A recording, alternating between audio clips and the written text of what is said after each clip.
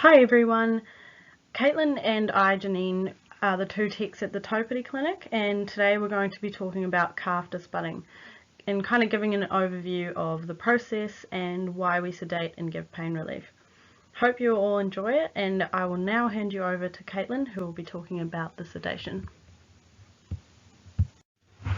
Alright, let's dive right in and talk about the first step in our debudding process, which is sedation. There's a few different reasons why we advocate for sedation in calves, but the most interesting one, I think, is that you actually see improved growth rates in sedated versus non-sedated calves. You typically experience a growth check, so the average daily gain decreases in calves after debudding. We think this is due to stress, and this cool study by AgriHealth done a couple of years ago basically shows that calves who are sedated experience less of a growth check than calves who are debudded while they're awake. This adds up to sort of 3 to 4 kilos over the next month after debudding, so 100 grams a day, which is pretty impressive, gets your calves to weaning weight earlier and gets them out in the paddock faster. The second reason we advocate for sedation at the time of debudding is that it makes the whole job a lot more efficient. When you debud calves who are awake, you have to put them in the crush, administer the local, and then wait 2 to 3 minutes before you can debud them and you catch the next calf, repeat the process. When they all go to sleep, you might have 30 or 40 calves asleep all at once in a pen. You can start administering local, and by the time you've given local to the last calf, the first calf is ready to go and be debudded, so there is really limited waiting around. You just jump in, everything flows on quite seamlessly. That means that it's very time efficient, and the whole job can be done by 2 techs. We don't need a farmer around to help us catch calves, so they can go and feed out the milking cows or go and have morning tea, do something a little bit more interesting. And while they're asleep on the ground, it makes it a lot easier to do things like DNA notching.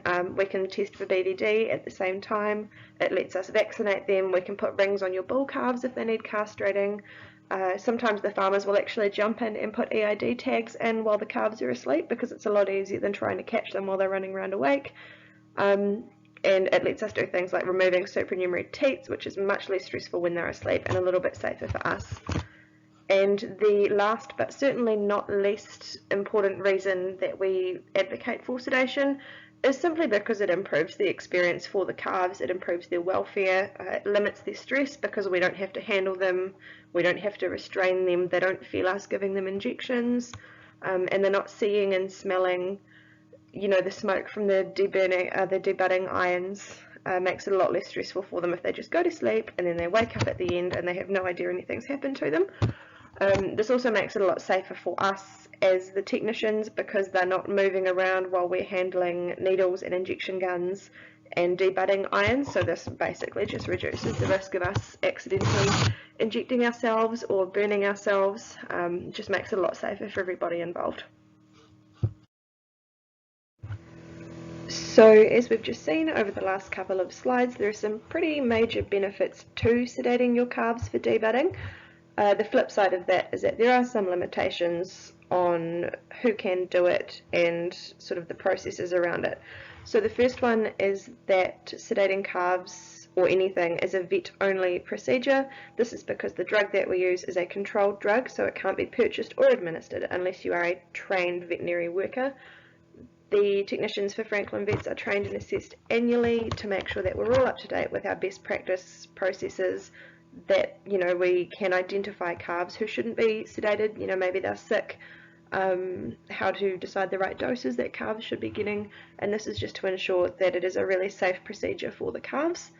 The next restriction is that we have an age range we prefer to debud them in, so this is from 2 to 6 weeks old.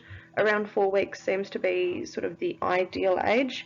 The reason for this is just that sedation is not safe for really, really young calves. They're more risky to sedate, and the older calves cost the farmers more money, so we'll do them, but because they require more drugs to put them to sleep in the first place, there is an added fee per calf for that. We really recommend doing them within that 2 to 6 week range. It's a lot less stressful and painful to do younger calves' horns because they have less blood supply and less nerves actually going to the horn buds. And of course it's much safer to be handling young calves with tiny horns versus adult cows with a massive set of horns on her head, especially because we would have to do adult cows in a head bale. You really don't want anybody getting squashed hands or fingers. The final set of requirements around sedation actually fall onto the farmers, so we really ask that you don't feed them less than 4 hours before we sedate them, and this is because calves with milk in their tummy, when they lie down and go to sleep, their muscles around their throat will relax, they will regurgitate some milk, and there's a chance that they'll breathe that in and get themselves a lung infection. And also when they're lying down asleep on their sides, they can't sit up and let gas out of their stomachs, so you can see a little bit of bloat. We'd really like to avoid that, so we don't feed them for 4 hours before debudding, and afterwards it's really important just to wait until they're awake before we feed them, because if they're up and walking around but they're a little bit dopey still from the drugs, they can accidentally breathe in milk rather than drink it when they all rush up to the feeder, and that leads to the same problem where they can get lung infections and stuff, and they can get quite sick from that. This slide is really just to show what happens when we do sedate the calves. So the first thing that will happen is we'll turn up, we'll have a look around the pen, make sure that everybody is looking really healthy and bright. So we're looking for calves who are scouring, calves who might have something like navel ill or joint ill. We don't want to sedate those guys, so that's our first check. We then identify them by size and make sure that they're getting the right amount of drug. And what you'll see in the video is me giving each calf a little injection in the rump. They're not very stressful, they don't really run away. And then I will just give them a blue spot on the bottom to make sure that I can see who I've injected and who I haven't injected. The end result is that they just sit down, go to sleep, it's all very low stress for them.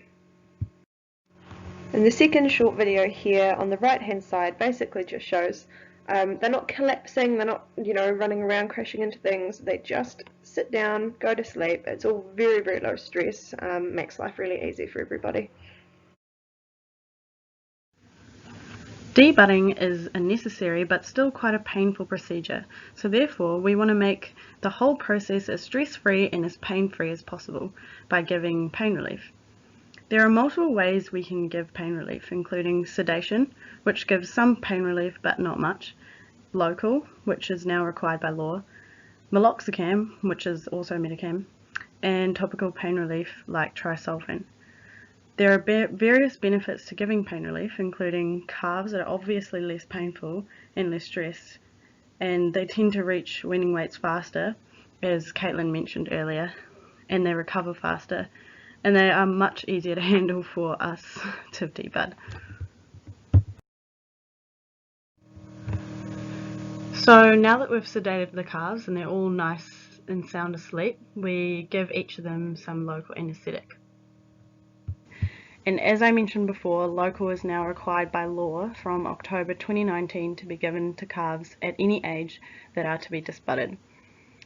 There are some people who don't use vets to debud their calves, and so non-veterinary personnel are also able to administer the local as long as they are trained by vets to be able to do it. Although, as Caitlyn mentioned before, they are unable to sedate the calves, so they will be awake but won't feel anything.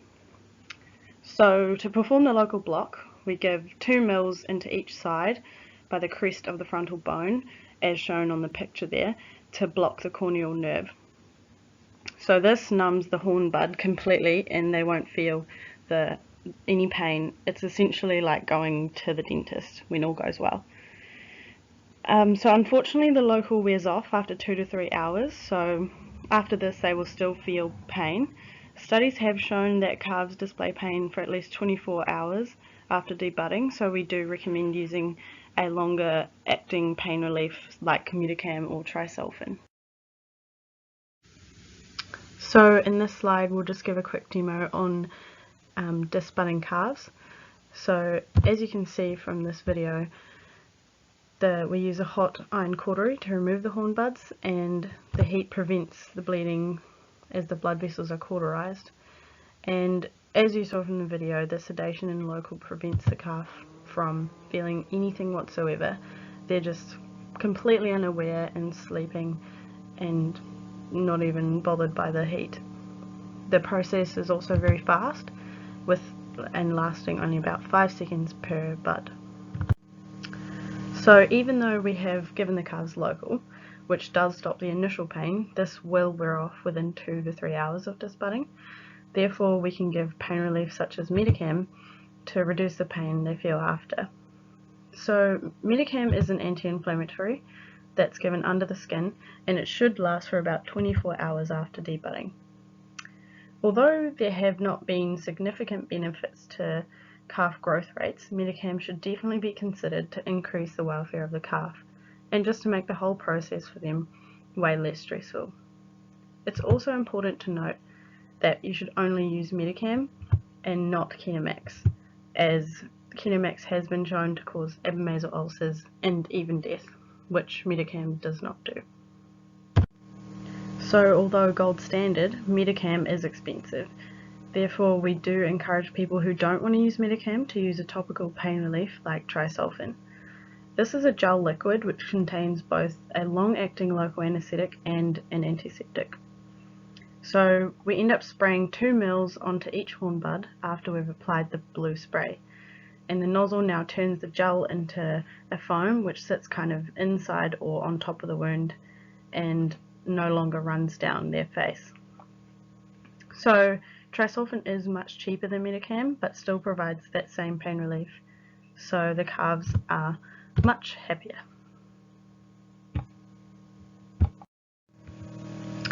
Well, that's all we have for you today on disbudding, and we'd like to thank some of the farmers who let us film and take pictures of their calves. They were a great help to the presentation. So yeah, thanks for watching. Hope you enjoyed it.